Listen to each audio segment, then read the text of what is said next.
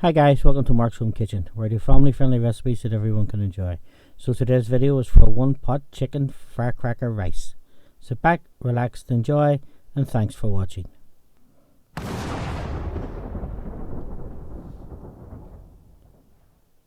we take a frying pan, we put it onto a medium heat and we spray it with some low calorie oil, and then we add some diced chicken thighs and chicken breasts. Give those a stir around. Let those cook for 4 to 5 minutes, just until they're fully cooked through. Now once our chicken's cooked, we're going to season it with some salt and some freshly ground black pepper. Then we're going to remove the chicken from the pan and we're going to set it to the side. Spray the pan again with some oil, and now we're going to add some egg. Just let the egg set for a few seconds and then give it a scrape around. It'll turn out like scrambled eggs, and then we'll just remove it from the pan. Now folks, if you're finding value in my videos, please don't forget to like, subscribe and share. It does help the channel and it means that I can make further videos for you.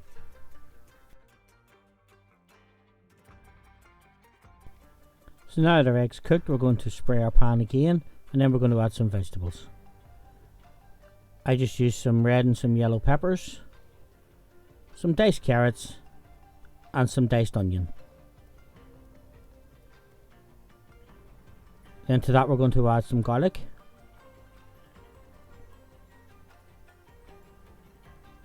We'll give that a stir around and we'll let that cook for 2 to 3 minutes, just until the vegetables are softened. So now that our vegetables are softened, we're going to return our chicken to the pan. Then to that we're going to add some brown sugar, some tomato puree, some soy sauce,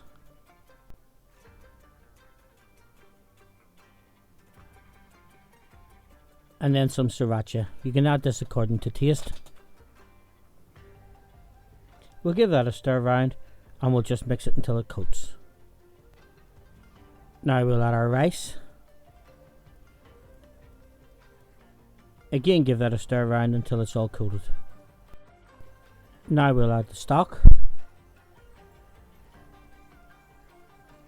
Just give that a stir around. We'll bring it to the boil. Reduce the heat, cover it with a lid, and let it cook for 10 to 15 minutes. Now that our rice is cooked, we're going to return our egg to the pan. Just give that a stir around.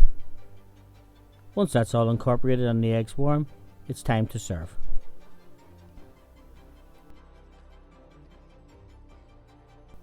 So now folks, I like to serve mine sprinkled with some spring onions and covered with some toasted sesame seeds.